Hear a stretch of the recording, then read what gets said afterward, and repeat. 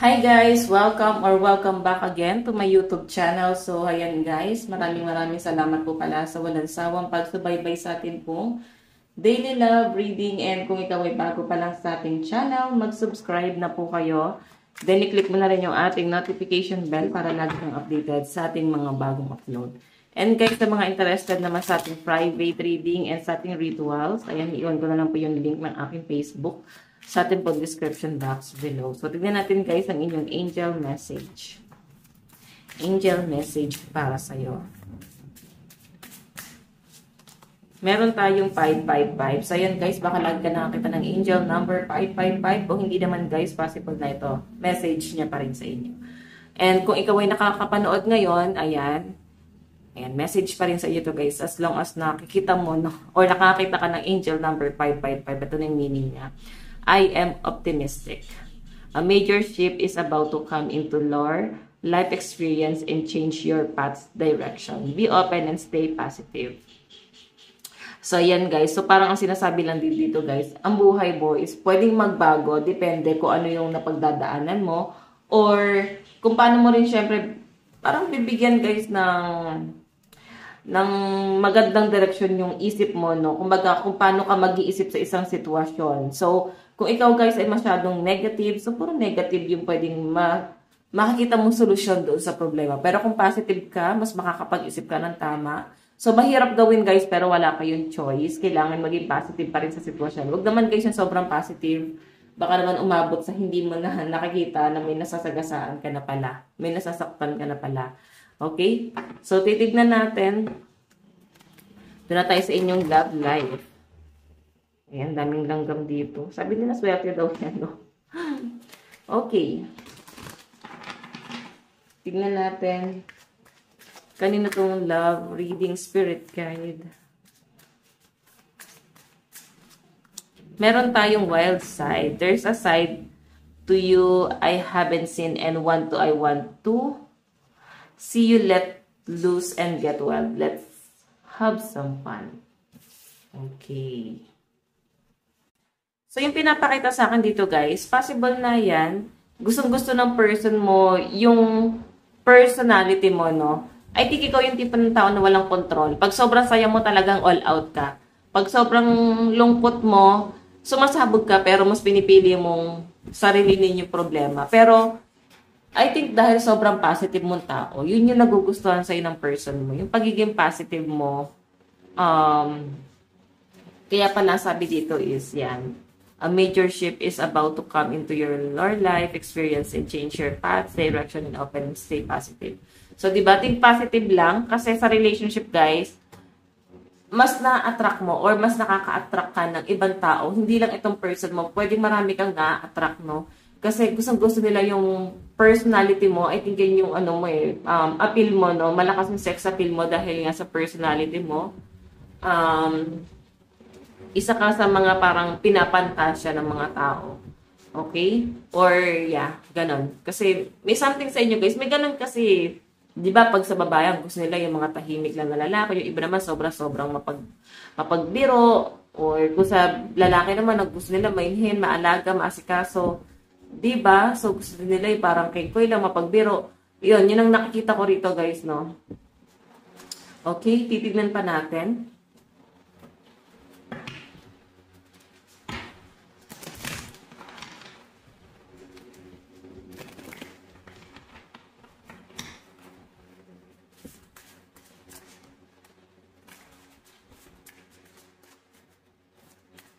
Tignan pa natin kanina itong love reading. Meron tayong, this isn't goodbye.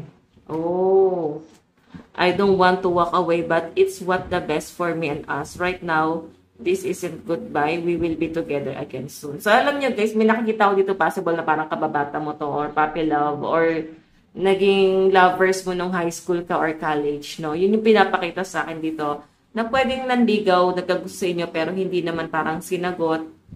Parang, or kung nagkaroon guys ng connection, pwede nagtatagpo ulit kayo guys ngayon sa kasalukuyan.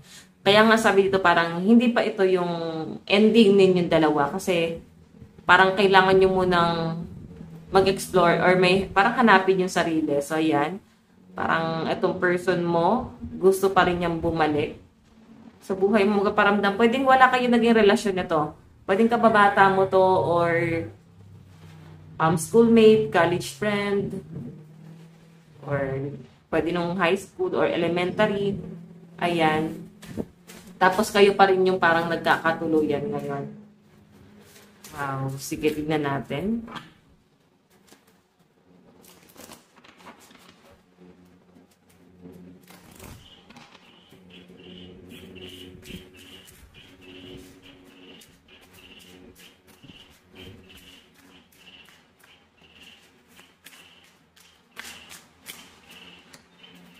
You're my soulmate. Oh. Okay. So, nakikita ko guys, parang hinahanap ka sa social media. And feeling ko kung bakit na-attach pa rin talaga kayo sa isa't isa. Kasi soulmate kayo. Okay? Soulmate kayo na itong taon to. Or sabihin na natin guys, twin flame. So, eto guys, talagang yung malinaw na pinapakita sa akin. Kilala mo na itong taon to. Matagal na. And eto na nga. May pagtatagpo na namang nangyayari. Sinarado ko lang yung ating bintana. Kasi di ko masyado makita, nagre-reflect yung liwanag. Ayan. Ang pinapakita sa akin dito guys, parang magtatagpo na naman kayo. And si person mo guys, magpaparamdam na naman sa inyo. Ayan, basahin natin. Di pa na natin nabasa. You're my soulmate. It must be written in the star because you must definitely are my destiny. We belong together. So, parang gusto ulit magkita or magsama ulit. Alam niyo guys na parang ang tagal na nun nangyari. Pero ngayon niya guys na-imagine yung mga bagay-bagay. Parang ngayon siya kinikilig. No?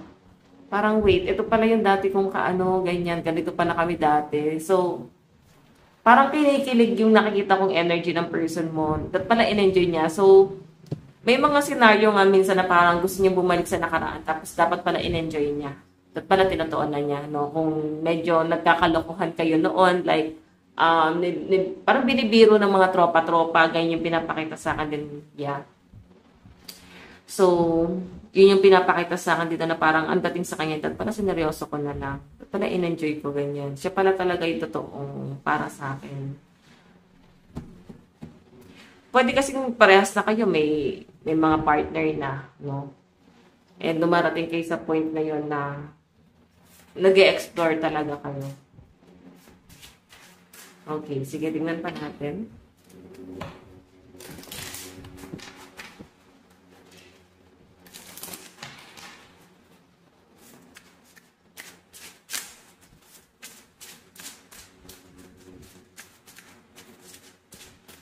Kanino po itong love reading?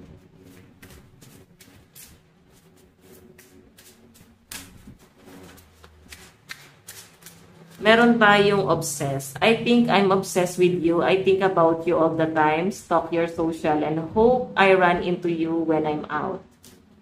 Obsessed. Diba? Ibig sabihin guys, kahit matagal na talaga yung nangyari, lagi ka pa rin inaalala nito. Siguro nagpalit ka kasi ng pangalan sa social media.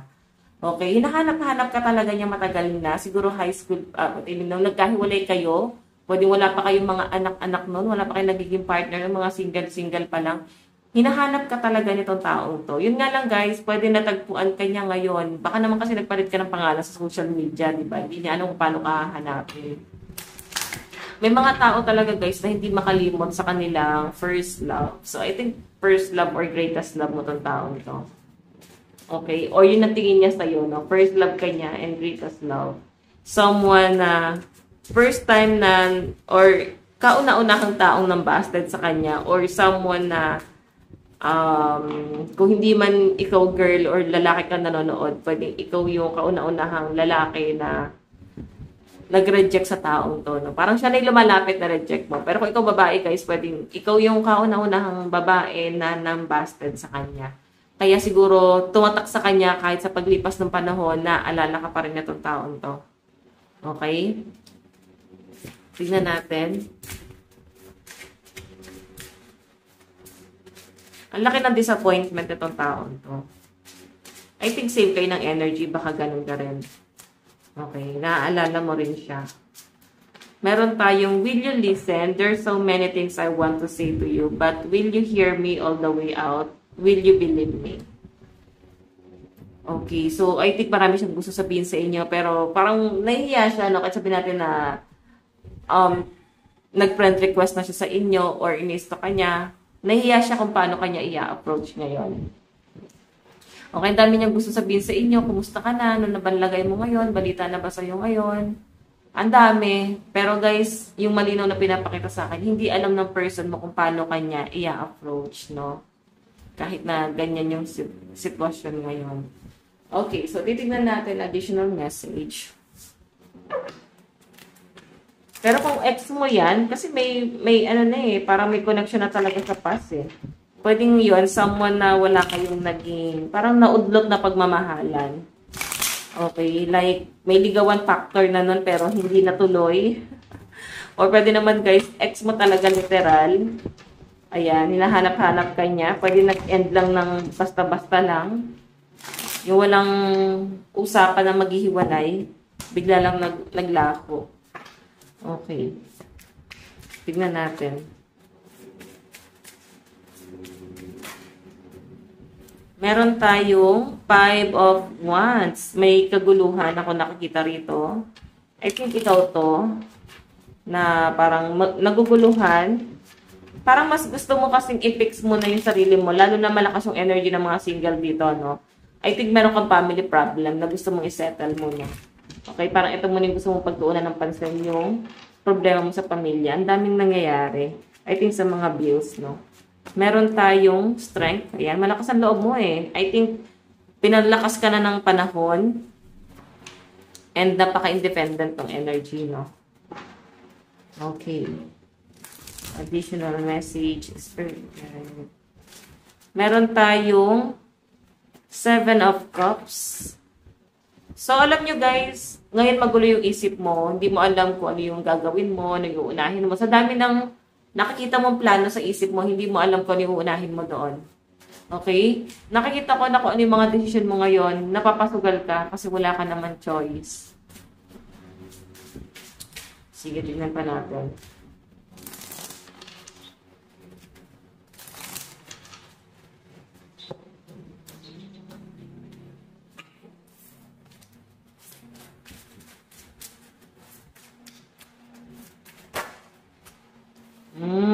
Tignan mo, bigla na lang siya nagpaparamdam talaga. Bigla magpaparamdam tong taong to sa panahong hindi mo ine-expect or hindi ka na nag-e-expect sa taong to. Bigla siya magpaparamdam, then ikaw maguguluhan ka. Ayan, maguguluhan ka. Parang, bakit ngayon lang? Sana noon pa, kasi medyo conflict na yung sitwasyon nyo ngayon, no? Ang dami nang nangyari, ang dami nang gumugulo, pwede ang dami ng heartbreak na nangyari sa mga past relationship. Tapos parang hindi mo na rin nakikita yung sarili mo na parang mabubuo pa. Ayan, yan yung pinapakita dyan.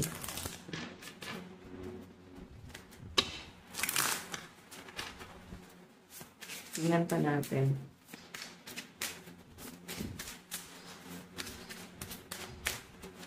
Meron tayong Wheel of Fortune. Okay. Wheel of Fortune. So, ito guys, moving on. Parang kung kailan naman naka-move on ako. Parang bigla-bigla na lang magpaparamdam. Parang ganun yung sistema dito, no? Parang kailan namang tinanggap ko ng hanggang doon na lang kami. So, alam mo yung kailang, okay na okay ka na. Ang stress mo na lang dito is yung pamilya mo. Saka naman siyang darating. Kung kailan binubuo mo yung sarili mo. Okay, pero parang masaya ka na rin kasi parang nagiging part siya ng healing mo ngayon. Malaki ang maiaambag niya sa buhay mo ngayon. Okay, meron tayong Queen of Swords. Siya naman si King of Swords. Talagang destiny kayong dalawa. Okay. Sige, tignan natin guys yung energy.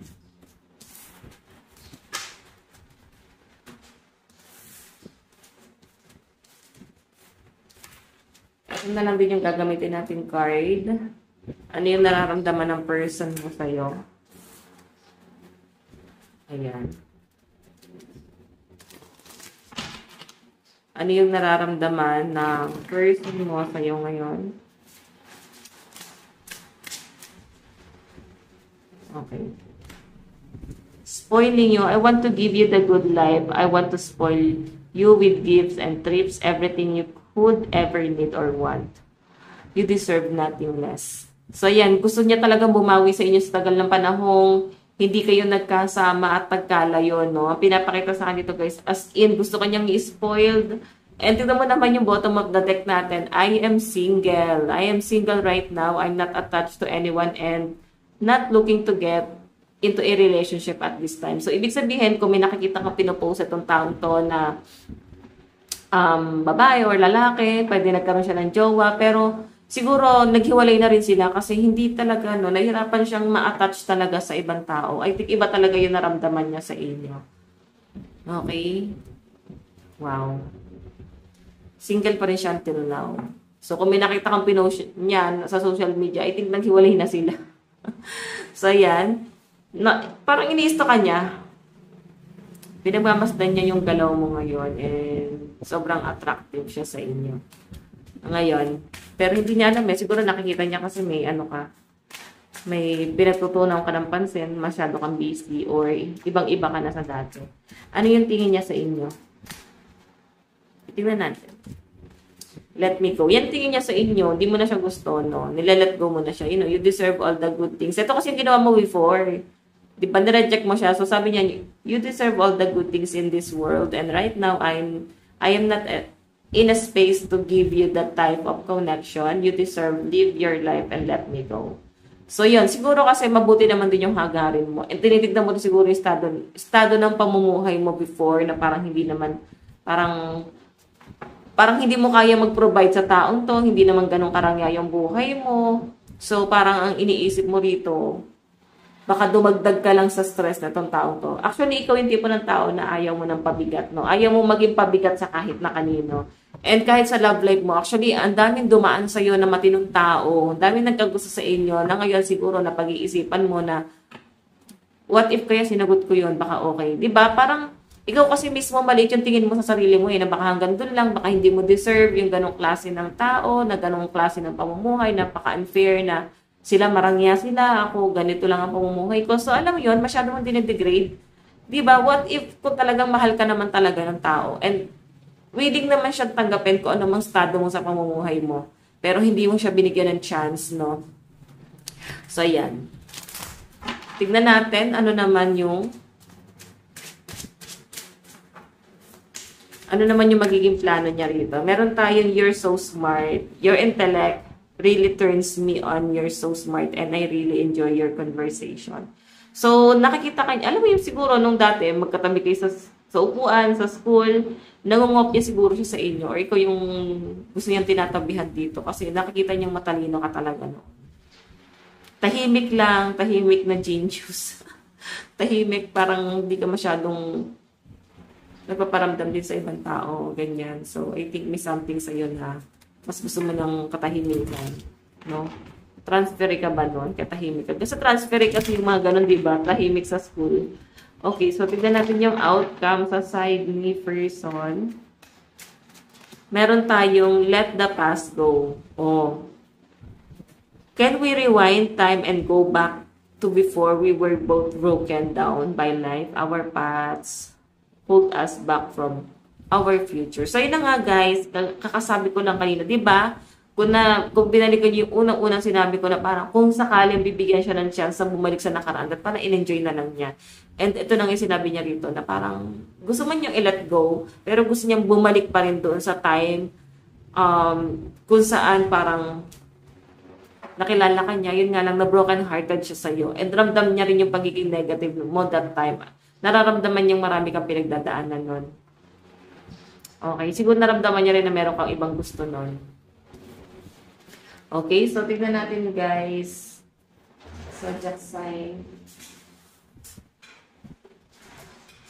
Okay, zodiac sign sa sign ni person. Meron tayong Leo, Aries, Taurus, Gemini, Virgo, and Cancer. Okay, meron tayong Sagittarius, Virgo, Scorpio, Cancer, Libra, and Aquarius. Meron tayong Sagittarius, Libra, Capricorn, Pisces, Taurus, and Leo energy. Tignan pa natin. Sa side mo, nararamdaman mo sa person mo. Run away, di ba? Would you pack a bag and meet me in Hawaii? I just want to get away from the world and be alone with you. So, yun. Actually, ngayon mo nare-realize parang gusto mo nga siya makasama. No? Siguro yun na nga, nahuhulog ka sa taong to, na-imagine mo pa rin. Kasi kahit matagal na yung panahon, lagi mo talaga siya naaalala. Siya yung katangi-tanging taong pinanginayangan mo. Pero I think ganun talaga ang buhay. Diba? Sabi nga nila, ito yung, I think, greatest love. Siya yung taong mamahalin mo pero hindi mapapasayo. Diba?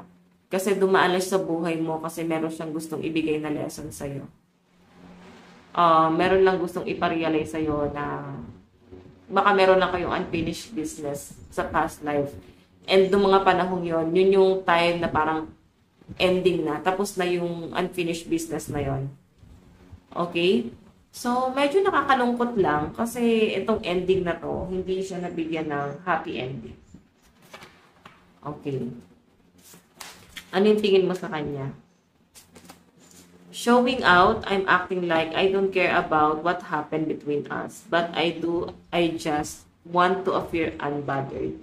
So, yun na nga, I think may nararamdaman ka rin talaga sa taong to. That time, no, nung mga panahon yun. Pero siguro kasi may sitwasyon noon na parang medyo nakaka-bother sa'yo or sabi natin guys na ano ba, parehas kayong nabubuli that time, then ayaw mo na parang mukha kayong kawawa, no? Ano ba to, parang pinapahiya siya ng mga kaklase niya, though perfect naman sana siya, okay naman sana siya. Okay, so tignan natin ano naman yung magiging plano mo. So may nararamdaman ka naman pala, hindi mo lang pinaglaban. 'Di ba? At attached to my ex. So I think ex mo to. I know. I'm attached to my ex emotionally, physically, and or spiritually. I need time and space to break this connection. Oh my God. Okay, outcome. Your perfection. Your beauty amazed me. I'm not sure how attract in someone like you, but I'm forever faithful. Oh my God. Kasi bottom of the deck. I'm leaving. I'm ready to leave a situation or mindset that has not served me and hindered my growth. Sayang. Sana, di ba, next life, magtagpo pa rin and baka doon matuloy na. Okay, so tignan natin.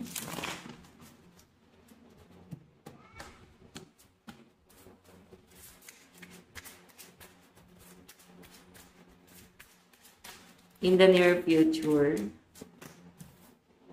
the magician, manipulation. Oh, alam nyo guys, magiging ano ka sa kanya. Maguguluhan talaga siya. Kaya siguro binrate niya na yung person na nakikita mo sa kanya. Naghiwalay na sila noon. And gusto niya mag-offer sa inyo. Tukso tong taong to, no? Tukso siyang darating sa inyo. Pwede ikaw yung nakahanap sa social media niya or pwedeng siya. Or pwedeng ikaw yung naging, basta may pagtatagpo ulit na parang hindi nyo na ina-expect na magkikita pa pala ulit. Yun yung pinapakita sa akin. So, ang galing lang no, na parang destiny talaga siya. Parang, paano mo pa siya nakita? Parang ganon. Paano pa kayo nagtagpo? Kasi malabo na talaga. As in, ang tagal na. Hindi mo na rin alam kung sino yung mga connection yun that time.